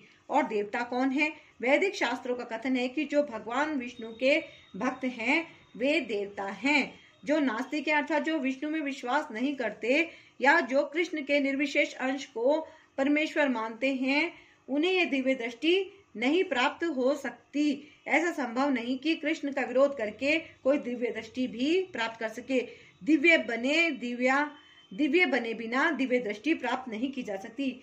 दूसरे शब्दों में, जिन्हें दिव्य दृष्टि प्राप्त है वे भी अर्जुन की ही तरह विश्व रूप को देख सकते हैं। भागवत गीता में विश्व रूप का विवरण है। यद्यपि अर्जुन के पूर्व यह विवरण अज्ञात था, किंतु इस घटना के बाद अब विश्व रूप का कुछ अनुमान लगाया जा सकता है। जो लोग सचमुच ही दिव्य हैं वे भगवान के विश्व रूप को देख सकते हैं, किंतु कृष्ण का शुद्ध भक्त बने बिना कोई दिव्य नहीं बन सकता। किंतु जो भक्त सचमुच दिव्य प्रकृति के हैं और जिन्हें दिव्य दृष्टि प्राप्त है, वे भगवान के विश्व रूप का दर्शन करने के लिए उत्सुक नहीं रहते, जैसा कि पिछले श्लोक में कहा गया है। अर्जुन ने कृष्ण के चतुर्भुजी विष्णु रूप को देखना चाहा, क्योंकि विश्व रूप को देखकर वह सचमुच भयभीत हो उठा था। इस श्लोक में कुछ महत्वपूर्ण शब्द हैं। तथा वेद यज्ञाध्ययने, जो वेदों तथा यज्ञ अनुष्ठानों से संबंधित विषयों के अध्ययन का निर्देश करता है। वेदों का अर्थ है समस्त प्रकार का वैदिक साहित्य तथा चारों वेद, ऋग, यजु, साम तथा अर्थव एवं 18 पुराण, सारे उपनिषद तथा वेदांत सूत्र। मनुष्य इन सब का अध्ययन चाहे घर में करे या अन्यत्र। इसी प्रकार यज्ञ विधि के अध्ययन करने के अनेक सूत्र हैं। कल्प सूत्र तथा मीमांसा सूत्र। दाने शब्द सुपात्र को दान देने के अर्थ में आया है। दाने शब्द सुपात्र को दान देने के अर्थ में आया है। जैसा वे लोग जो भगवान की दिव्य प्रेमा भक्ति में लगे रहते हैं, यथा ब्राह्मण तथा वैष्णव, इसी प्रकार क्रिया भी शब्द अग्निहोत्र के लिए है और विभिन्न वर्णों के कर्मों का सूचक है। शारीरिक कष्टों को स्वेच्छा से अंगीकार करना तपस्या है। इस तरह मनुष्य भले ही इन सारे कार्यों, तपस्या, दान, वेदाध्ययन आदि को करे, किंतु जब तक वह अर्जुन की भांति भक्त नहीं होता तब तक वह विश्व रूप का दर्शन नहीं कर सकता। निर्विशेषवादी भी कल्पना करते रहते हैं कि वे भगवान के विश्व रूप का दर्शन कर रहे हैं, किंतु भगवत गीता से हम जानते हैं कि निर्विशेषवादी भक्त नहीं हैं, फलतः वे भगवान के विश्व रूप को नहीं देख पाते। ऐसे अनेक पुरुष हैं जो अवतारों की सृष्टि करते हैं। वे झूठे ही सामान्य व्यक्ति को अवतार मानते हैं, किंतु यह मूर्खता है। हमें तो भगवत गीता का अनुसरण करना चाहिए, अन्यथा पूर्ण आध्यात्मिक ज्ञान प्राप्ति की कोई संभावना नहीं है। यद्यपि भगवत गीता को भगवत तत्व का प्राथमिक अध्ययन माना जाता है, तो भी यह इतना पूर्ण है कि कौन क्या है इसका अंतर बताया जा सकता है। 6 अवतार के समर्थक यह कह सकते हैं कि उन्होंने भी ईश्वर के दिव्य अवतार विश्व रूप को देखा है, किंतु यह स्वीकार नहीं, क्योंकि यहाँ पर यह स्पष्ट उल्लेख हुआ है कि कृष्ण का भक्त बने बिना ईश्वर के विश्व रूप को नहीं देखा जा सकता। अतः पहले कृष्ण का शुद्ध भक्त बनना होता है, तभी कोई दावा कर सकता है कि वह विश्व रूप का दर्शन करा सकता है जिसे उसने देखा है। कृष्ण का भक्त कभी भी 6 अवतारों को या इनके अनुयायियों को मान्यता नहीं देता। तुम मेरे इस भयानक रूप को देखकर अत्यंत विचलित एवं मोहित हो गए हो। अब इसे समाप्त करता हूँ। हे मेरे भक्त, तुम समस्त चिंताओं से पुनः मुक्त हो जाओ। तुम शांत चित्त से अब अपना इच्छित रूप देख सकते हो। अर्थात तात्पर्य यह है, भगवत गीता के प्रारंभ में अर्जुन अपने पूज्य पितामह भीष्म तथा गुरु द्रोण के वध के विषय में चिंतित था, किंतु कृष्ण ने कहा कि उसे अपने पितामह का वध करने से डरना नहीं चाहिए। जब कौरवों की सभा में धृतराष्ट्र के पुत्र द्रौपदी को विवस्त्र करना चाह रहे थे तो भीष्म तथा द्रोण मौन थे, अतः कर्तव्य विमुख होने के कारण इनका वध होना चाहिए। कृष्ण ने अर्जुन को अपने विश्व रूप का दर्शन यह दिखाने के लिए कराया कि ये लोग अपने कुकृत्यों के कारण पहले ही मारे जा चुके हैं। यह दृश्य अर्जुन को इसलिए दिखाया गया क्योंकि भक्त शांत होते हैं और ऐसे जघन्य कर्म नहीं कर सकते। विश्व रूप प्रकट करने का अभिप्राय स्पष्ट हो चुका था। अब अर्जुन कृष्ण के चतुर्भुज रूप को देखना चाह रहा था, अतः उन्होंने यह रूप दिखाया। भक्त कभी भी विश्व रूप देखने में रुचि नहीं लेता, क्योंकि इससे प्रेमानुभूति का आदान प्रदान नहीं हो सकता। भक्त या तो अपना पूजा भाव अर्पित करना चाहता है या 2 भुजों वाला कृष्ण का दर्शन करना चाहता है, जिससे वह भगवान के साथ प्रेमा भक्ति का आदान प्रदान कर सके। संजय ने धृतराष्ट्र से कहा। अर्जुन से इस प्रकार कहने के बाद भगवान कृष्ण ने अपना असली चतुर्भुज रूप प्रकट किया और अंत में 2 भुजाओं वाला अपना रूप प्रदर्शित करके भयभीत अर्जुन को धैर्य बंधाया। अर्थात तात्पर्य यह है, जब कृष्ण वासुदेव तथा देवकी के पुत्र रूप में प्रकट हुए तो पहले वे चतुर्भुज नारायण रूप में ही प्रकट हुए, किंतु जब उनके माता पिता ने प्रार्थना की तो उन्होंने सामान्य बालक का रूप धारण कर लिया। उसी प्रकार कृष्ण को ज्ञात था कि अर्जुन उनके चतुर्भुज रूप को देखने का इच्छुक नहीं है, किंतु चूंकि अर्जुन ने उनको इस रूप में देखने की प्रार्थना की थी, अतः कृष्ण ने पहले अपना चतुर्भुज रूप दिखलाया और फिर वे अपने 2 भुजाओं वाले रूप में प्रकट हुए। सौम्य वपु शब्द अत्यंत महत्वपूर्ण है। इसका अर्थ है अत्यंत सुंदर रूप। जब कृष्ण विद्यमान थे तो सारे लोग उनके रूप पर ही मोहित हो जाते थे, और चूंकि कृष्ण इस विश्व के निर्देशक हैं, अतः उन्होंने अपने भक्त अर्जुन का भय दूर किया और पुनः उसे अपना सुंदर सौम्य रूप दिखलाया। ब्रह्म संहिता में कहा गया है, जिस व्यक्ति की आंखों में प्रेम रूपी अंजन लगा है वही कृष्ण के सौम्य रूप का दर्शन कर सकता है। जब अर्जुन ने कृष्ण को उनके आदि रूप में देखा तो कहा, हे जनार्दन, आपके इस अति सुंदर मानवीय रूप को देखकर मैं अब स्थिरचित हूँ और मैंने अपनी प्राकृत अवस्था प्राप्त कर ली है। अर्थात तात्पर्य यह है, यहाँ पर प्रयुक्त मानुष रूपम शब्द स्पष्ट सूचित करते हैं कि भगवान मूलतः 2 भुजाओं वाले हैं। जो लोग कृष्ण को सामान्य व्यक्ति मानकर उनका उपहास करते हैं, उनको यहाँ पर भगवान की दिव्य प्रकृति से अनभिज्ञ बताया गया है। यदि कृष्ण सामान्य मनुष्य होते तो उनके लिए पहले विश्व रूप और फिर चतुर्भुज नारायण रूप दिखा पाना कैसे संभव हो पाता। अतः भगवत गीता में यह स्पष्ट उल्लेख है कि जो कृष्ण को सामान्य व्यक्ति मानता है और पाठक को यह कहकर भ्रांत करता है कि कृष्ण के भीतर का निर्विशेष ब्रह्म बोल रहा है, वह सबसे बड़ा अन्याय करता है। कृष्ण ने सचमुच अपने विश्व रूप को तथा चतुर्भुज विष्णु रूप को प्रदर्शित किया, तो फिर वे किस तरह सामान्य पुरुष हो सकते हैं। शुद्ध भक्त कभी भी ऐसी गुमराह करने वाली टीकाओं से विचलित नहीं होता, क्योंकि वह वास्तविकता से अवगत रहता है। भगवत गीता के मूल श्लोक सूर्य की भांति स्पष्ट है। मूर्ख टीकाकारों को उन पर प्रकाश डालने की कोई आवश्यकता नहीं है। श्री भगवान ने कहा, हे अर्जुन, तुम मेरे जिस रूप को इस समय देख रहे हो उसे देख पाना अत्यंत दुष्कर है। यहाँ तक कि देवता भी इस अत्यंत प्रिय रूप को देखने की ताक में रहते हैं। अर्थात तात्पर्य यह है, इस अध्याय के 48वें श्लोक में भगवान कृष्ण ने अपना विश्व रूप दिखाना बंद किया और अर्जुन को बताया कि अनेक तप यज्ञ आदि करने पर भी इस रूप को देख पाना असंभव है। अब सुदूरदर्शनम शब्द का प्रयोग किया जा रहा है, जो सूचित करता है कि कृष्ण का द्विभुज रूप और अधिक गुह्य है। कोई तपस्या, वेदाध्ययन तथा दार्शनिक चिंतन आदि विभिन्न क्रियाओं के साथ थोड़ा सा भक्ति तत्व मिलाकर कृष्ण के विश्व रूप का दर्शन संभवत कर सकता है, लेकिन भक्ति तत्व के बिना यह संभव नहीं है। इसका वर्णन पहले ही किया जा चुका है। फिर भी विश्व रूप से आगे कृष्ण का द्विभुज रूप है, जिसे ब्रह्मा तथा शिव जैसे बड़े बड़े देवताओं द्वारा भी देख पाना और भी कठिन है। वे उनका दर्शन करना चाहते हैं और श्रीमद् भागवत में प्रमाण है कि जब भगवान अपनी माता देवकी के गर्भ में थे तो स्वर्ग के सारे देवता कृष्ण के चमत्कार को देखने के लिए आए और उन्होंने उत्तम स्तुतियां की। यद्यपि उस समय वे दृष्टिगोचर नहीं थे, वे उनके दर्शन की प्रतीक्षा करते रहे। मूर्ख व्यक्ति उन्हें सामान्य जन समझकर भले ही उनका उपहास कर ले और उनका सम्मान ना करके उनके भीतर स्थित किसी निराकार कुछ का सम्मान करे, किंतु यह सब मूर्खतापूर्ण व्यवहार है।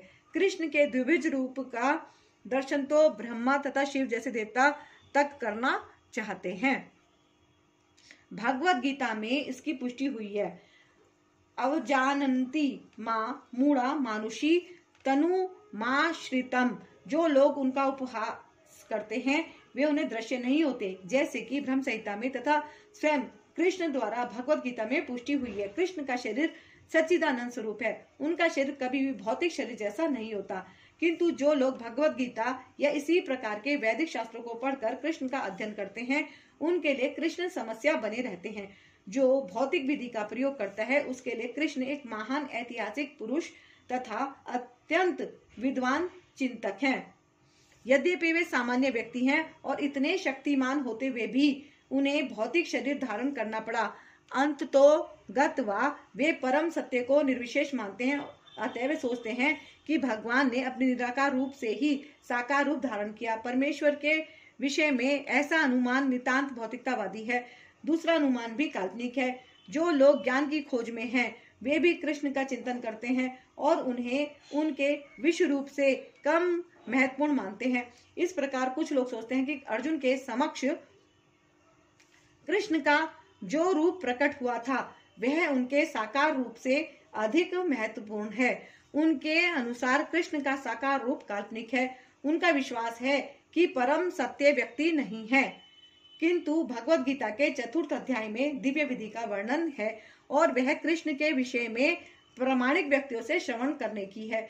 यही वास्तविक वैदिक विधि है और जो लोग सचमुच वैदिक परंपरा में हैं वे किसी अधिकारी से ही कृष्ण के विषय में श्रवण करते हैं और बारंबार श्रवण करने से कृष्ण उनके प्रिय हो जाते हैं। जैसा कि हम कई बार बता चुके हैं कि कृष्ण अपनी योग माया शक्ति से आच्छादित हैं। उन्हें हर कोई नहीं देख सकता, वही उन्हें देख पाता है जिसके समक्ष वे प्रकट होते हैं। इसकी पुष्टि वेदों में हुई है, किंतु जो शरणागत हो चुका है वह परम सत्य को सचमुच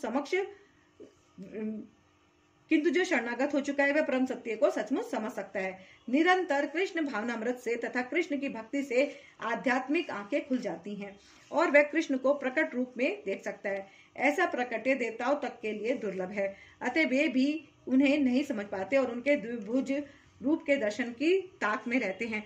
निष्कर्ष यह निकला कि यद्यपि कृष्ण के विश्व रूप का दर्शन कर पाना अत्यंत दुर्लभ है और हर कोई ऐसा नहीं कर सकता, किंतु उनके श्याम सुंदर रूप को समझ पाना तो और भी कठिन है।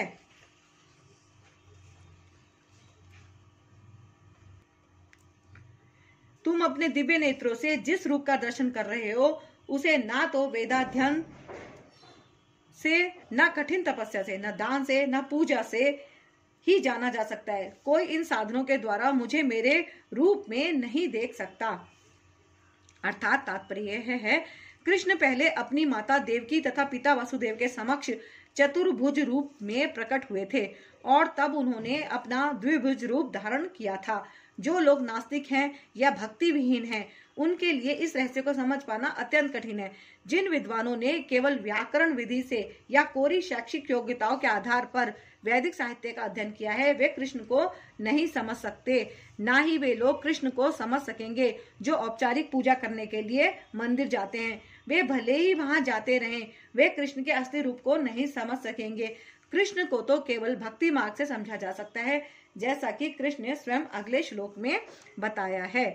हे अर्जुन, केवल अनन्य भक्ति द्वारा मुझे इस रूप में समझा जा सकता है जिस रूप में मैं तुम्हारे समक्ष खड़ा हूँ, और इसी प्रकार मेरा साक्षात दर्शन भी किया जा सकता है। केवल इसी विधि से तुम मेरे ज्ञान के रहस्य को पा सकते हो।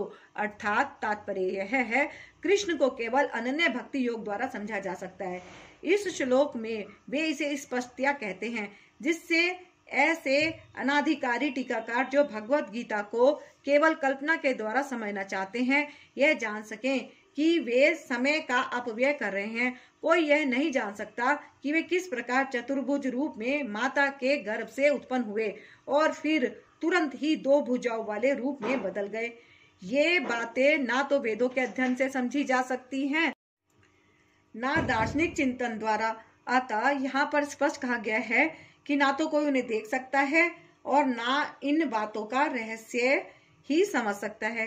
किंतु जो लोग वैदिक साहित्य के अनुभवी विद्यार्थी हैं, वे अनेक प्रकार से वैदिक ग्रंथों के माध्यम से उन्हें जान सकते हैं। इसके लिए अनेक विधि विधान हैं, और यदि कोई सचमुच उन्हें जानना चाहता है तो उसे प्रमाणिक ग्रंथों में उल्लिखित विधियों का पालन करना चाहिए। वह इन नियमों के अनुसार तपस्या कर सकता है। उदाहरणतः कठिन तपस्या के हेतु एवं कृष्ण जन्माष्टमी को, जो कृष्ण का आविर्भाव दिवस है, तथा मास की दोनों एकादशियों को उपवास कर सकता है। जहां तक दान का संबंध है, यह बात साफ है कि उन कृष्ण भक्तों को यह दान दिया जाए जो संसार भर में कृष्ण दर्शन को या कृष्ण भावनामृत को फैलाने में लगे हुए हैं। कृष्ण भावनामृत मानवता के लिए वरदान है।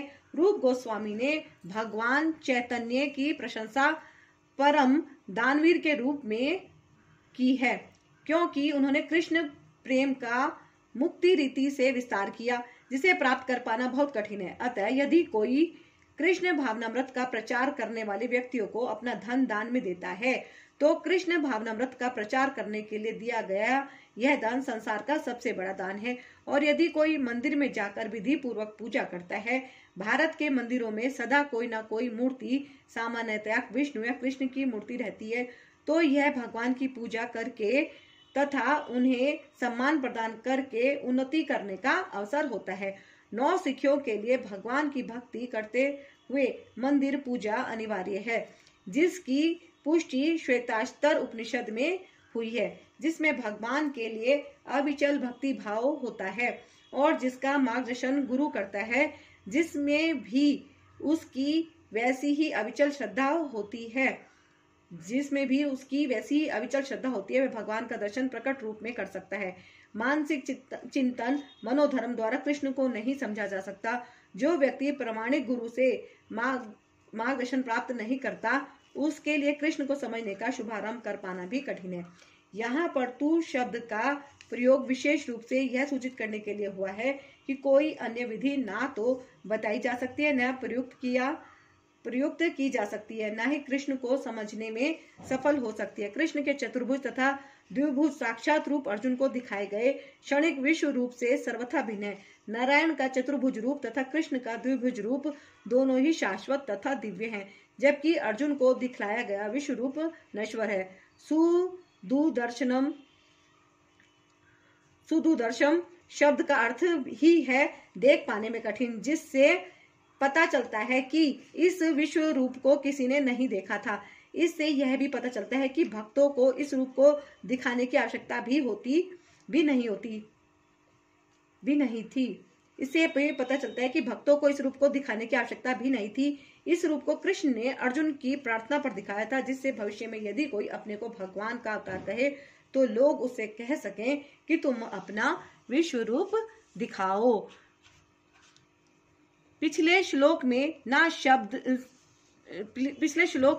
ना शब्द की पुनरुक्ति सूचित करती है कि मनुष्य को वैदिक ग्रंथों के पांडित्य का गर्व नहीं होना चाहिए, उसे कृष्ण की भक्ति करनी चाहिए, तभी वह भगवत गीता की टीका लिखने का प्रयास कर सकता है। कृष्ण विश्व रूप से नारायण के चतुर्भुज रूप में और फिर अपने सहज द्विभुज रूप में परिणित होते हैं। इससे यह सूचित होता है कि वैदिक साहित्य में उल्लेखित चतुर्भुज रूप तथा अन्य रूप कृष्ण के आदि द्विभुज रूप से उद्भूत हैं। वे समस्त उद्भवों के उद्गम हैं। कृष्ण उनसे भी भिन्न है। निर्विशेष रूप की कल्पना का तो कुछ कहना ही क्या। यहाँ तक कि कृष्ण के चतुर्भुजी रूपों का संबंध है, यह स्पष्ट कहा गया है कि कृष्ण का सर्वाधिक निकट चतुर्भुजी रूप, जो महाविष्णु के नाम से व्याख्यात है और जो कारणांतरण में शयन करते हैं तथा जिनके श्वास तथा प्रश्वास में अनेक ब्रह्मांड निकलते हैं, प्रवेश करते रहते हैं, भी भगवान का अंश है, जैसा कि ब्रह्म संहिता में कहा गया है।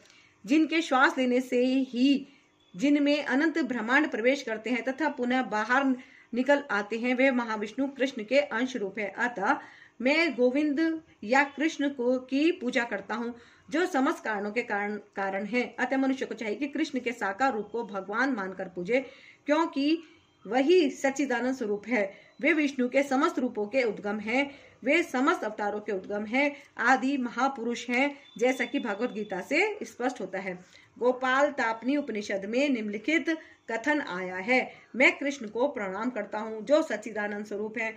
मैं उनको नमस्कार करता हूँ, क्योंकि उनको जान लेने का अर्थ है वेदों को जान लेना। अतः वे परम गुरु हैं। उसी प्रकरण में कहा गया है, कृष्णो वे परमम देवतम, कृष्ण भगवान है। गोपाल तापनी उपनिषद एको वशी सर्वग कृष्ण इडिया, वह कृष्ण भगवान है और पूज्य हैं। कृष्ण एक हैं, किंतु वे अनंत रूपों तथा अंश अवतारों के रूप में प्रकट होते हैं। ब्रह्म संहिता का कथन है, भगवान तो कृष्ण है, जो सच्चिदानंद स्वरूप है। उनका कोई आदि नहीं है, क्योंकि वे प्रत्येक वस्तु के आदि हैं। वे समस्त कारणों के कारण हैं। अन्यत्र भी कहा गया है, भगवान एक व्यक्ति है, उसका नाम कृष्ण है और वह कभी कभी इस पृथ्वी पर अवतरित होता है। इसी प्रकार श्रीमद् भागवत में भगवान के सभी प्रकार के अवतारों का वर्णन मिलता है, जिसमें कृष्ण का भी नाम है, किंतु तब यह कहा गया है कि यह कृष्ण ईश्वर के अवतार नहीं है, अपितु साक्षात भगवान है। इसी प्रकार भगवत गीता में भगवान कहते हैं, भगवान कृष्ण के रूप से और कोई रूप श्रेष्ठ नहीं है। अन्यत्र भी कहा गया है, मैं समस्त देवताओं का उद्गम हूँ। कृष्ण से भगवत गीता ज्ञान प्राप्त करने पर अर्जुन भी इन शब्दों में इसकी पुष्टि करता है, परम ब्रह्म, परम धाम, पवित्रम, परम भवान। अब मैं भली भांति समझ गया हूँ कि आप परम सत्य भगवान हैं और प्रत्येक वस्तु के आश्रय हैं। अतः कृष्ण ने अर्जुन को जो विश्व रूप दिखलाया, वह उनका आदि रूप नहीं है। आदि रूप तो कृष्ण रूप है। हजारों हाथों तथा हजारों सिरों वाला विश्व रूप तो उन लोगों का ध्यान आकृष्ट करने के लिए दिखलाया गया, जिनका ईश्वर से तनिक भी प्रेम नहीं है।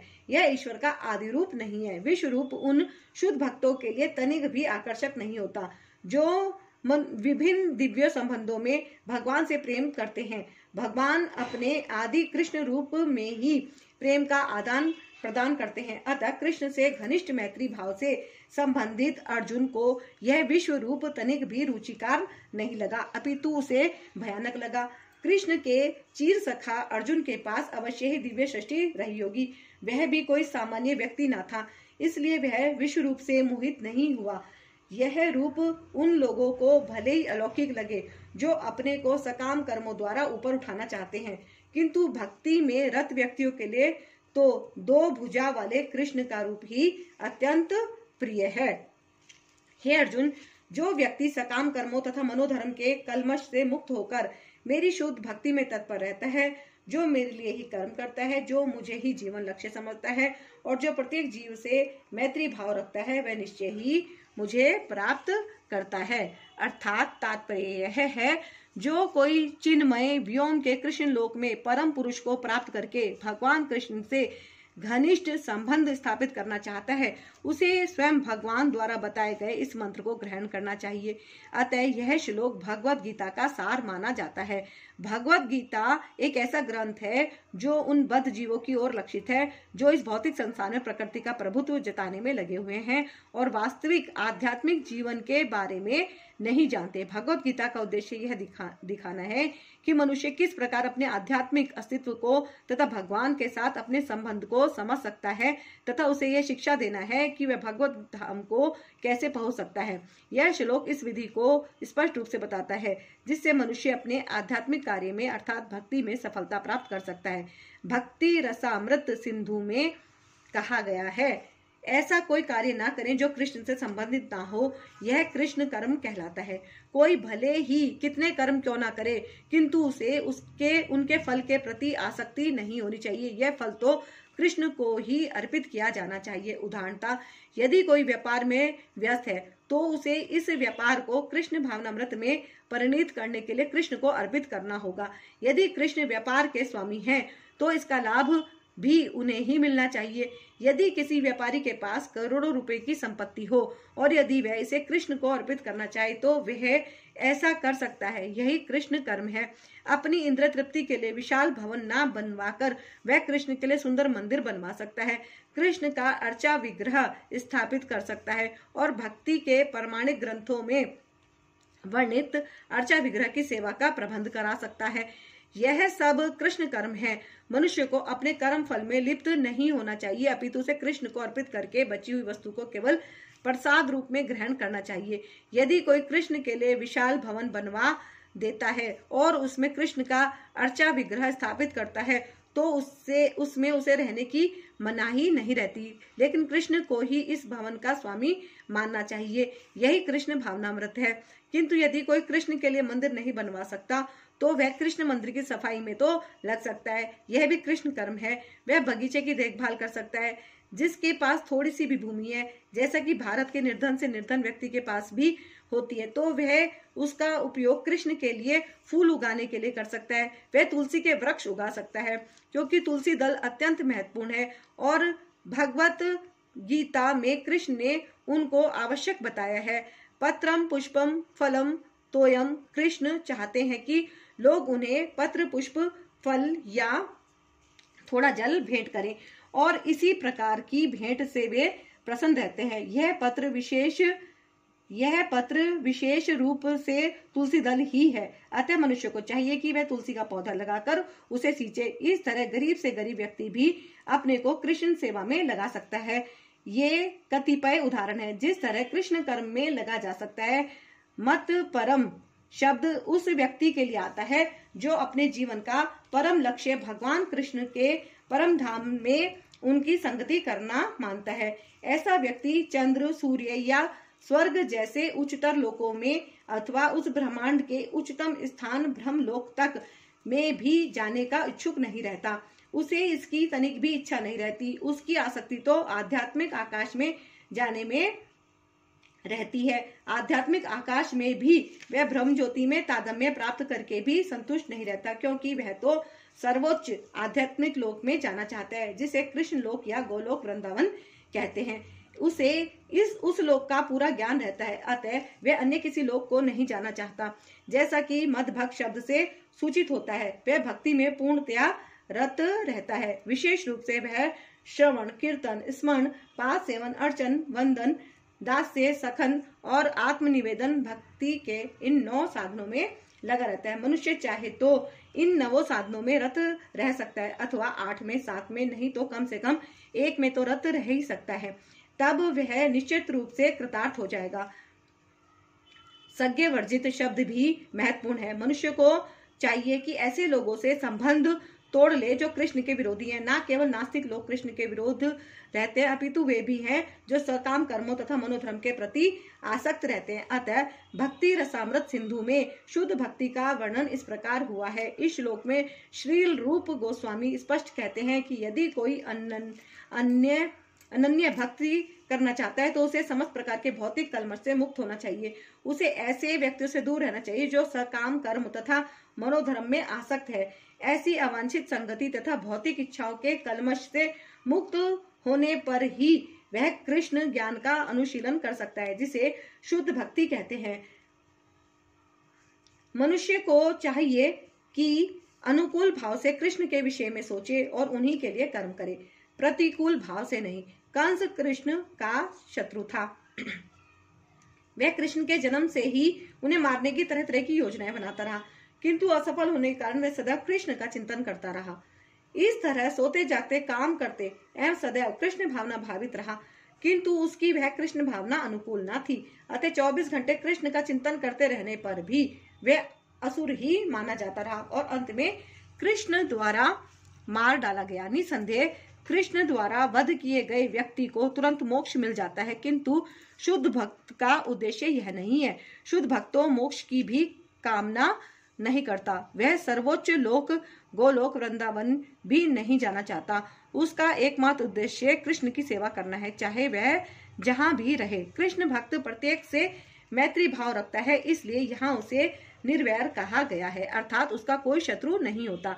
यह कैसे संभव है? कृष्ण भावनामृत में स्थित भक्त जानता है कि कृष्ण की भक्ति ही मनुष्य को जीवन के समस्त समस्याओं से छुटकारा दिला सकती है। उसे इसका व्यक्तिगत अनुभव रहता है। फलतः वह इस प्रणाली को, कृष्ण भावनामृत को मानव समाज में संचारित करना चाहता है। भगवत भक्तों का इतिहास साक्षी है कि ईश्वर चेतना का प्रचार करने में कई बार भक्तों को अपने जीवन को संकटों में डालना पड़ा। सबसे उपयुक्त उदाहरण जीसस क्राइस्ट का है। उन्हें अभक्तों ने शूली पर चढ़ा दिया, किंतु उन्होंने अपना जीवन कृष्ण भावनामृत के प्रसार में उत्सर्ग किया। निसंदेह ये कहना कि वे मारे गए ठीक नहीं है।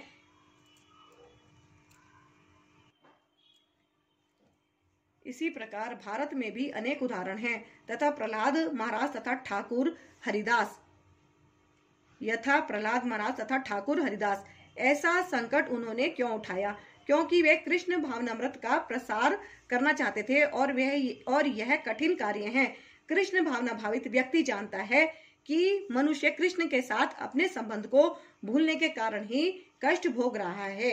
अतः मानव समाज की सबसे बड़ी सेवा होगी कि अपने पड़ोसी को समस्त भौतिक समस्याओं से उबारा जाए।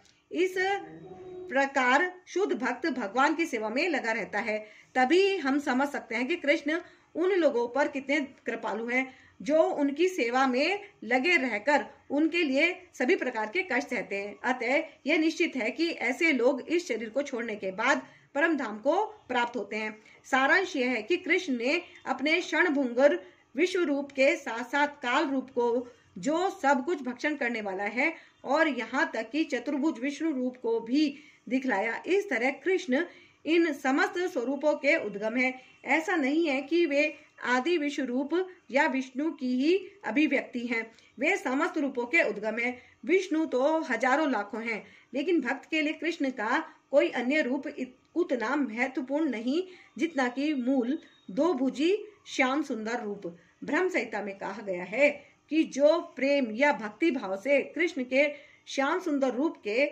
प्रति आसक्त है, वे सदैव उन्हें अपने हृदय में देख सकते हैं और कुछ भी नहीं देख सकते। अतः मनुष्य को समझ लेना चाहिए कि इस 11वें अध्याय का तात्पर्य यही है कि कृष्ण का रूप ही सर्वोपरि है एवं परम सार है। इस प्रकार श्रीमद् भागवत गीता के 11वें अध्याय विराट रूप का भक्ति वेदांत तात्पर्य पूर्ण हुआ। जय श्री कृष्ण। तो ये आप सबने सुना 11वां अध्याय विराट रूप कि अर्जुन को श्री कृष्ण भगवान ने कैसे विराट रूप के दर्शन कराए, उसके बाद फिर चतुर्भुज रूप के दर्शन कराए, फिर वो अपनी 2 भुजाओं वाले रूप में तुरंत आ गए, है ना।